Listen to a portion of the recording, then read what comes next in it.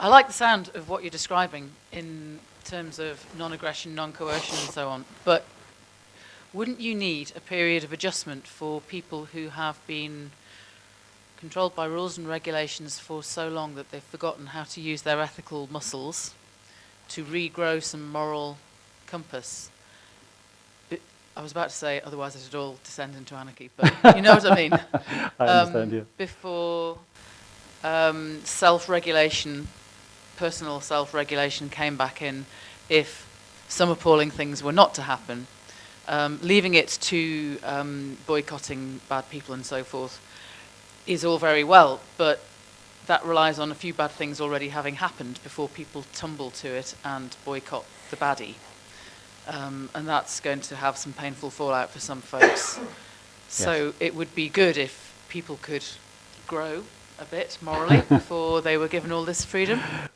All right, that's an excellent question. If you consider the situation that obtained in the Soviet Union, the Soviet Union didn't collapse suddenly because it caught some virus in 1989. It collapsed because for many, many years, nobody believed. And in the end, even the people in charge didn't believe. But the problem was, the people had to pretend.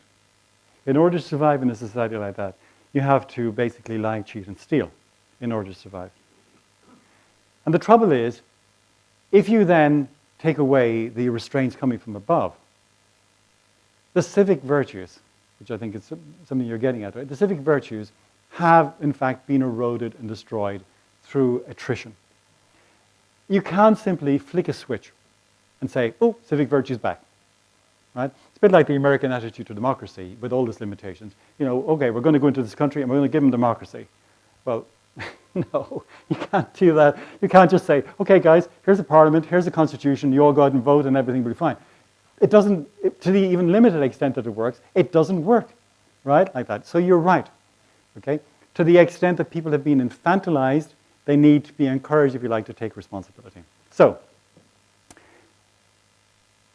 this is where we are. This is where I want to get to. Okay, I've been talking about the terminal stage. I haven't been talking about the transition. There are two views on this. The one view is push the button. Right? In other words, we have a magic button on the desk, and it will take us immediately from the status quo to our libertarian anarchy society. Push the button. And I say no, because the trouble with that is when you've built up a certain status quo, right, people are involved, there are all sorts of connections, and simply bringing it all down suddenly is going to result in chaos, in the bad sense of anarchy. So I gave you a sort of a quick view of this. I mean, my attitude is like a skyscraper. You can blow it up, you can demolish it, okay, or you can take it down safely, story by story. So communications come off at the top, right, all of that stuff, communications, roads, and all, and state businesses, they all go.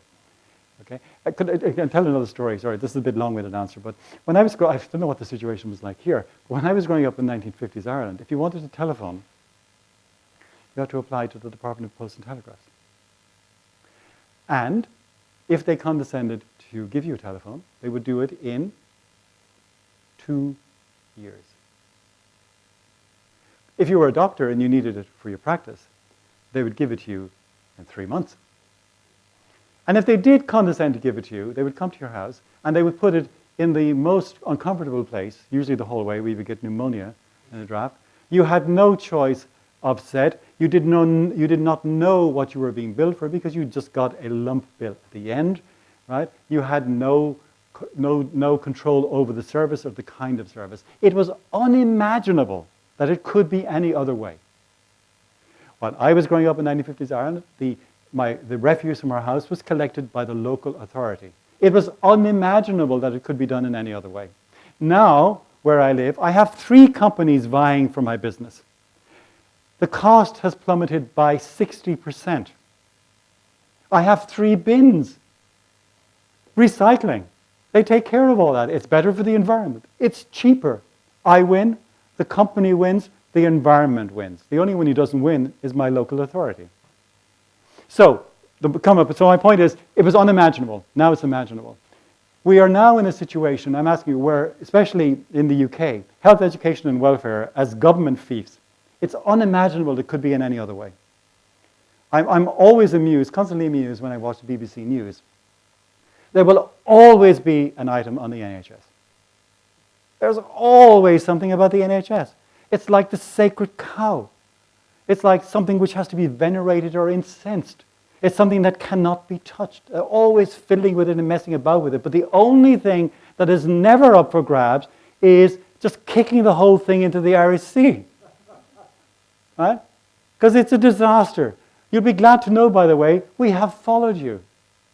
We have the HSE, the Health Service Executive, which is just as disastrous, just as expensive, just as inundated with administrators and fewer frontline staff. People dying on the wards, people lying around unattended to. It's brilliant. So health, education, and welfare. Welfare's got to go. Education's got to be taken out of the hands of the state, for God's sake. If you want separation of church and state, good for you. I'm in favor of that. I'm a believer, actually. And I want church and state separated for the sake of the church. Right? I want to get the state's grubby hands off it. But I also want education separated, because education, state education, is indoctrination. Right? I want that gone, and that just leaves us then with the final stage. So I would take that building down, to answer, this is a long answer to your question, I would take that building down as rapidly as I could, subject to the proviso that we didn't have wide state order, but as quickly as I could. Right? So how long would that be? It would vary from place to place. Some places it would take much longer. Right? Some places you could do it relatively quickly. So it's not something you can give a general prescription for. But that is a very good question. One of the things that interested me was the stoppages you mentioned in Ireland, that you're being robbed something rotten, obviously. Most people here on the Isle of Man are actually being robbed also. The government expenditure for the coming year tots out, when you do the calculation, to £11,700 per head of population. Now, if the government disappeared tomorrow and we had that money back in our pockets, we'd be so well off, we could afford all the health we needed, all the health care. We could afford to keep all the poor people. We could afford to look after everybody in sight and still have change to buy a new car every month or two. So, yeah, I think you've got a point, and I'm well in terms of anarchy, it is the only way forward. And happily, the Americans are taking us there slowly, because they're going broke, and anarchy will break out there regardless, with the UK following it and the rest of them. So, good on you, and long may it last. Thank you. Well, you know, the thing is that the archetypical description of an Irishman in relation to law is whatever the law is, I'm against it. Okay, so we're sort of antinomian by nature. But actually, anarchism, as I said, isn't against the law. It's against the imposition of a law from on top. And most laws, by the way, if I can sort of riff on your question for a second, the core of all human law, all laws in every traditional society, have to do with aggression. If you think, for example, look at the Decalogue, right? 3 tables. First table has to do with your relationship to God. Second table has to do with your relationship to fellow human beings. Don't kill. Don't steal. Get your own donkey. That's what it says. Not quite that way, but that's the point. Right? Now, do you think the Israelites, when Moses came down the mountain and gave them the second table, said, "Oh, I'm glad you told us this. We never realized any of this before. Okay? We didn't realize until you came down the mountain we shouldn't kill each other.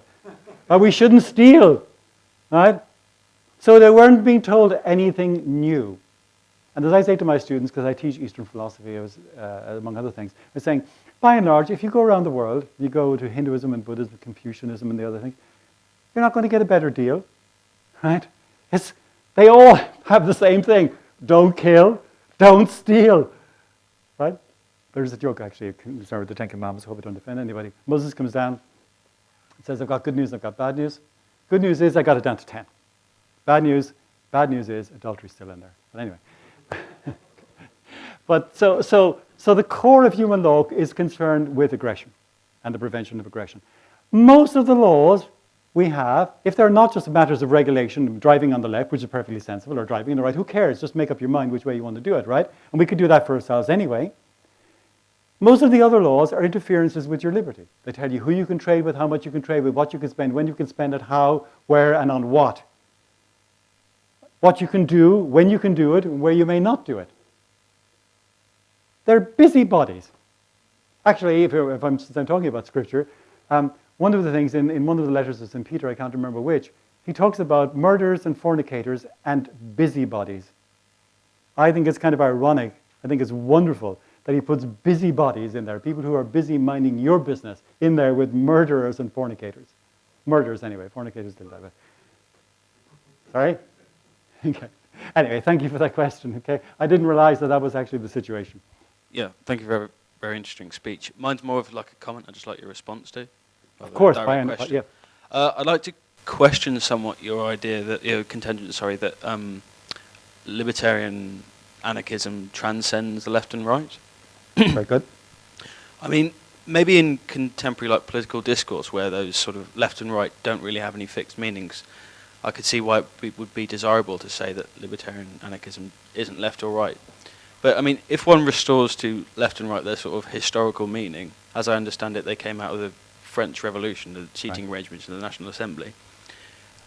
If one regards libertarian anarchism as just the most like thoroughgoing elaboration of the principles of classical liberalism, wouldn't it be sort of the kind of ideological descendant of like Bastiat and Proudhon, who actually in fact sat on the left side of the National Assembly? I believe Rothbard made this point in one of his articles, that in fact he set out the paradigm that libertarianism is in fact the genuine left, what we call conservatism is the genuine right, and sort of socialism is a kind of halfway house between the two. So just like your response to that. I believe he believed it was a halfway house because it was trying to bring about liberal ends through conservative means. Again, it's another excellent question. I'm not accusing you of this, by the way, well, one common strategy when people are positioning themselves in political discourse is to position themselves in the middle and portray their opponents as extremes on either side. So there is a game there, if you like, involved in certain positioning. And so, I mean, if you want to hold that, that's fine. I mean, it doesn't, in a sense, it doesn't really matter. My point was, however, is that when you take libertarian anarchism and you press on it, you discover that there are elements that come out clearly on a left-right spectrum on the left. For example, Rothbard in The Ethics of Liberty has a thing in there about land reallocation. He thinks, for example, that if you can demonstrate that title has been improperly taken from a person, right, and you can trace the proper descent from the original aggrieved owner, then that property must be restored, regardless of how many generations have elapsed. Think of the effect of that if you could trace those things, for example, in South America. Now, in reality, by the way, I mean, human life is such that we're all mixed up by it, so it's quite difficult to do it. But, in fact, there is a recent case, I wish I could give you chapter and verse on this, I don't have it, but there is an Indian tribe in North America, took a case to the courts to establish that their treaty had been violated and their property had been taken from them wrongly. Now, this is a long time ago, and of course there are people there now farming and doing various things. So they have a claim, and the claim was upheld by the court because they were able to establish title. Now, on libertarian principles, on Rothbard's principles, that is perfectly in order. Right? As it turned out, they simply achieved an accommodation. There was a money transfer, and their claim was satisfied, and that's one way you can do it. But that's a radical thing. That's not a conservative, because conservative is right wing. Okay. So, on the other hand, the views of libertarian anarchists, again, on the notion of property, that property and private property is essential to any functioning. In other words, no decision can be made. Again, we're not determining who owns it, right? But that there be private property is important, because otherwise nobody owns anything, and you get total disorder. And B, good fences make good neighbors. If you want the best use of resources, this is how you do it, right? That's typically on the right. So my point simply was that if you try to plot libertarian anarchism on the left-right, you'll get the scatter on both ends, right? My point was that you have to shift the libertarian anarchist line so that it cuts right through the middle. So it's neither left nor right. Walter Block, another libertarian anarchist, has an article which he calls plumb line libertarianism. Libertarianism neither left nor right. But we could argue about it, and maybe we can talk about it later if you want to continue that particular point.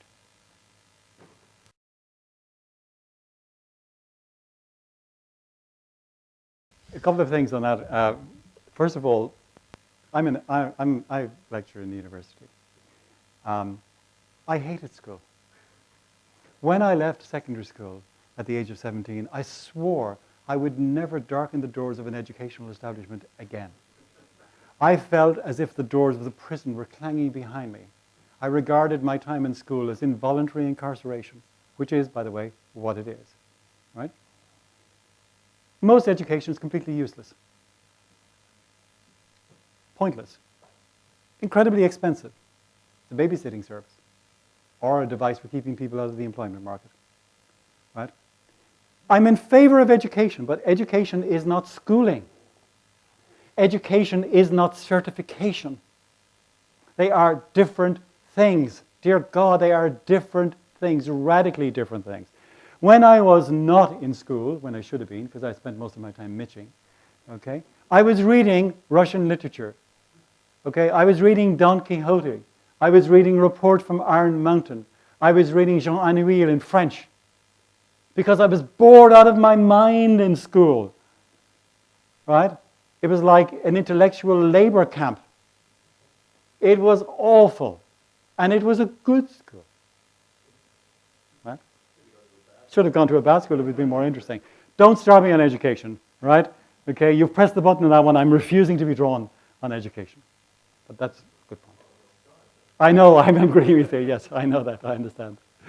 Very good. Don't you want to, did you have a question? Yeah. Well, go ahead, please. Your Take the ideals are very microphone there, idealistic, okay, but you're up against people who basically are interested in power and keeping the situation the way it is. And I mean, look at this thing in Kiev or in Russia right now. As soon as people want something like freedom, you suddenly get all the powers in there, all the financial thing. It's all over the place, just as powerful as anything to do with libertarian or what the people want.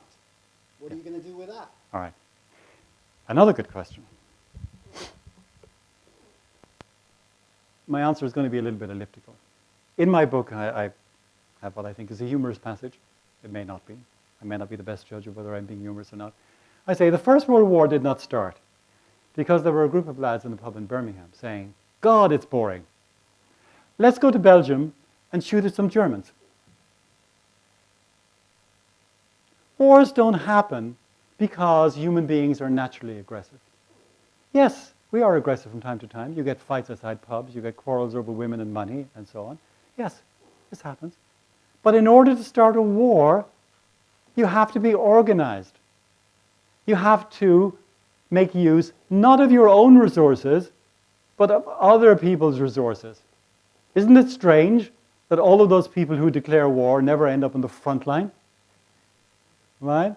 It's always amusing that you are defending somehow king and country, but your country is supposed to be defending. I don't understand this. It's quite a mystery. I mean, I'm really passionate about this. I lived in the Netherlands for a year, and when I came back, I cycled down into the Dutch Alps, as they're called, 50 feet high, down in the south near Maastricht, okay, and back through Belgium, through Liège, where I encountered some linguistic chauvinism, and then through Picardy.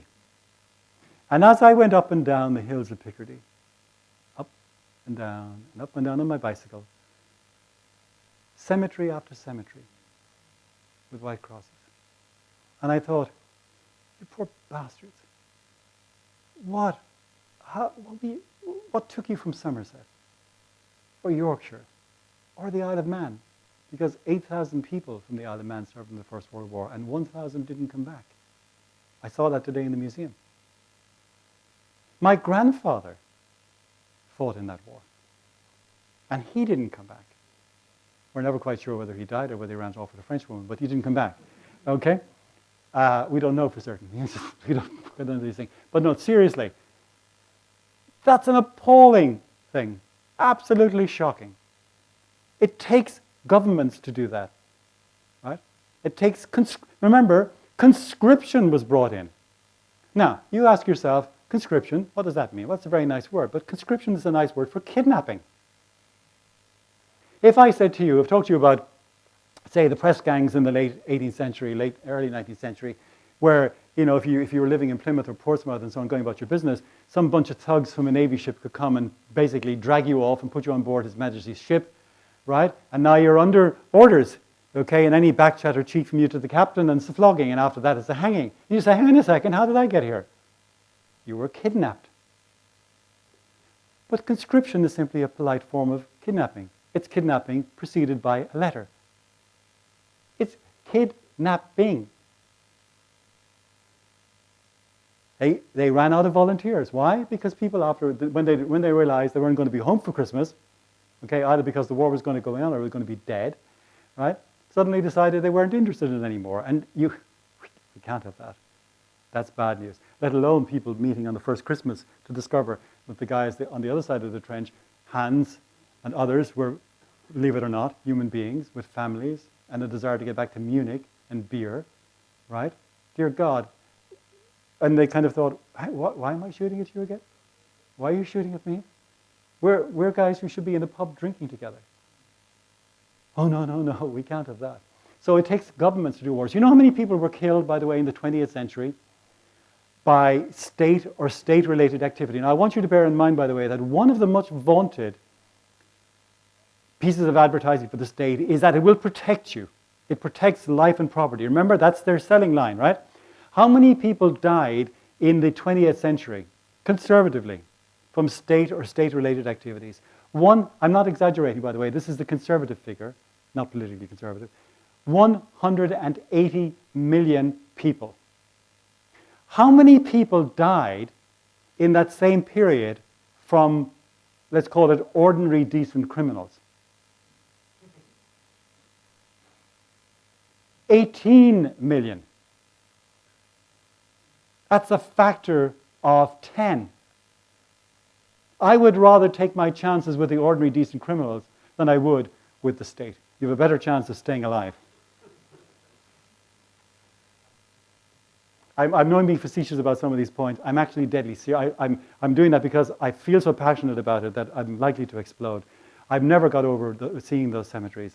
My heart really bled for those men who died there and left their wives and families behind. It's shocking.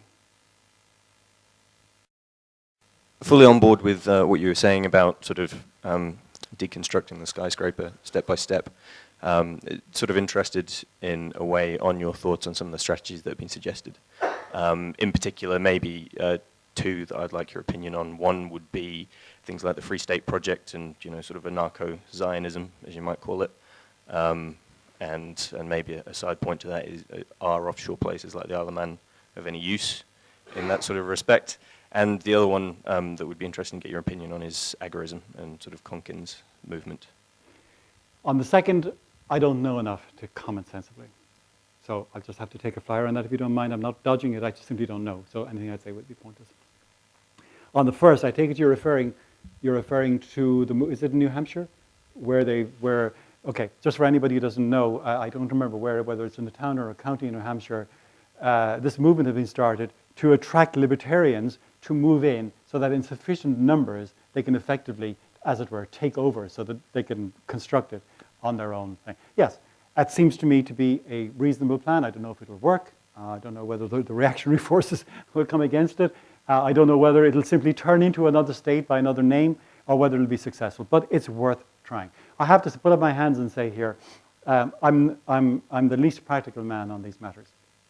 I'm interested in the theory of this, okay, so I see my task here as sort of, I'm an evangelist, I'm trying to spread the good news because I think it is good news, right?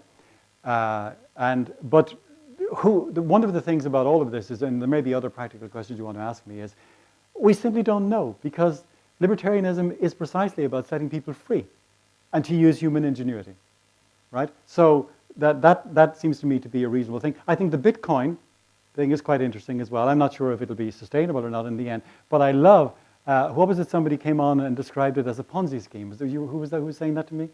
You were saying that to me, right? So I think that's ironic when our money system is a Ponzi, when our normal money system, Bank of England notes, okay, dollars, that's a Ponzi scheme, right? There's nothing backing those. Okay, you can print as many of those as you like, and the government does, right? Whereas Bitcoins, whatever other limitations it has, is actually limited. The mining is limited. You can only mine a certain amount. It's not a Ponzi scheme. It may not work. And I have my doubts about whether or not you can have a currency system without actually a physical base. But that's another interesting question. But what it is, it's a bit rich for the kettle to call the pot black in this instance when it's in fact the inverse of the truth. Yeah. So I can see how in the way of doing things that you're talking about, maybe the poor, deserving poor, will be looked after. Who looks after the environment? Ah, all right, let me put this to you. That's a very good question again. If there is an area of land which belongs to no one in particular, how well is it treated? Who takes care of it? Now, you have what's known, Garrett Hardin talked about a long time ago, as the tragedy of the commons. When something belongs to everybody, it belongs to nobody. And it's in everybody's short-term interest to exploit it to the fullest extent. So if there's a commonage and I have sheep and you have sheep and you have sheep and you have sheep, it's to my advantage to get as many of my sheep onto that common as I possibly can before your sheep get on, right? Nobody looks after the grazing. Nobody protects the grass. Right? So when something belongs to nobody or to everybody, it comes to the same thing, it's nobody's responsibility. There's a Chinese proverb which says, nobody sweeps the common landing. That's the basic idea. If you want to protect your environment, you need, this is going to sound paradoxical and I expect to get a lot of flack on this one, but let me put it to you, okay? Because I can't say it, it's the truth. If you want to protect your environment, the more you have clearly demarcated boundaries of property, the better care will be taken. Because again, if you look at it, I'll give you an example of this. Again, sorry for stories from my life, okay? Okay, you can read my autobiography when it comes out in paperback. When I was growing up, we had, as I'm sure you had in the UK, after the war, all of these building of these public housing estates, right? For so on. So one of them in Cork was called Ballyfihan. Ballyfihan was a byword for destruction, vandalism, thuggery. Okay, it was a horrible place. Nobody voluntarily went there. People who lived there tried to get the hell out of there. If you go back to Ballyfihan now, there are trees growing. The houses are all well kept. The grass is cut. There are fences and boundaries. The grass on the roadway, on the curbside, is cut. There are amenities. The shops haven't had their windows smashed in for 30 years. Why is this? Because the people in Ballyfihan own their houses. They're their houses. It's their community. If damage is done to their community, they are the ones who suffer from it. It's theirs. They look after it. You looked after what is yours. So the short answer on the environmental one is that you need... Okay, can I give you a practical example of this? Who owns the fish in the ocean? Everybody. Right? We have what? Overfishing. How many sheep are there in Ireland? God only knows. Okay, not enough of them on my plate, by the way, because I like mutton, but none of it ever seems to come my way. But anyway, leave that to one side. There are millions of them. They're all over the place. But every one of them is owned. Right? There is no shortage of sheep because they are clearly demarcated, they are clearly owned, they belong. They're not everybody's, they are particular people's. There is no shortage of cattle because they belong to people. People who own their farms, which they do, take care of their farms. They trim their fences and their boundaries, and they maintain all of this. They do all of they rotate whatever magic mystery stuff farmers do. I don't know what it is. They rotate their crops and do all of that sort of stuff because it's theirs. It's not yours. You don't care. So again, would it be perfect? No, but it'd be a lot better. If there's some way of devising, as there should be, by the way, again, I can't answer this practically, so don't put this question to me, a way of demarcating, if you like, the oceans, the sea, okay, then you would, in fact, have a situation where you would have fish coming out your ears because it would be in the interest of people to preserve the fish stock. But right now, it's a tragedy of the commons because it's in every fishing fleet's interest to take as many fish as it can get right now.